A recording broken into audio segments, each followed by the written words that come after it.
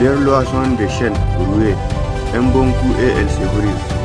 Nous ne demandons pas des miettes, nous prenons nos richesses ainsi que nos responsabilités. Leurs prisons sont des cages, mais nous sommes des tempêtes à plumes. Chaque révolution est un coup de balai, et l'histoire aime les ménages.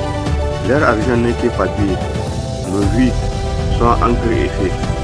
Ils ont peur de la nuit, alors nous allumons des émettes comme des étoiles. Unis, nous sommes invincibles. Divisés, nous périssons. Disait Kwame Nkrumah. Même si selon Marcus Garvey, un peuple qui ne connaît pas son histoire est comme un arbre sans racines. Son Universal Negro Improvement Association, INIA, a allumé la mèche de la fierté noire. Selon Web d'Ivoire, les problèmes du XXe siècle et les problèmes de la ligne de couleur.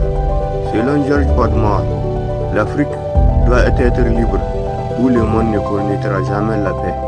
Après tout, nous pensons que c'est le voleur qui crie au voleur quand ils ont dit que nous étions des sauvages. Même si nos mains ont bâti leur pyramide, même si nos esprits ont calculé les étoiles, et même si notre sang a engraissé leur champ maudit. Un tableau sombre qui nous a fait passer de l'indépendance au rêve d'un idéal piétiné par des moutons politiciens. En 1957, le Ghana est devenu la première nation indépendante d'Afrique subsaharienne, devenant ainsi le phare de la liberté. En 1960, Patrice Lumumba donne à Libreville.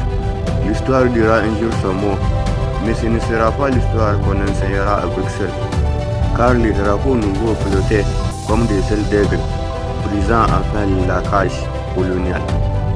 Les impérialistes ont changé de masque, mais pas de stratégie, disait Thomas Sankara. Ils ont cru nous enterrer, mais ils ignoraient que nous étions des graines. Et maintenant nous poussons à travers les bétons de l'oppression. Ce n'est pas une étincelle qu'ils craignent, c'est l'incendie que nous portons dans nos yeux. Les chiens ne sont que des serpents sans venin. Écraser leur tête et marcher vers l'aube. Quand les murs tremblent, ce ne sont pas les pierres qui craquent, mais les genoux des tyrans. Le peuple est l'océan, et chaque goutte qui se réveille devient raz de marée. Ils vous ont donné des mythes, en appelant cela un festin. À présent, nous allons prendre la table entière. Les révolutions naissent dans l'ombre des cages, mais elles apprennent à voler avec les ailes des tempêtes. Le silence des opprimés n'est pas la paix, c'est le grondement souterrain du volcan.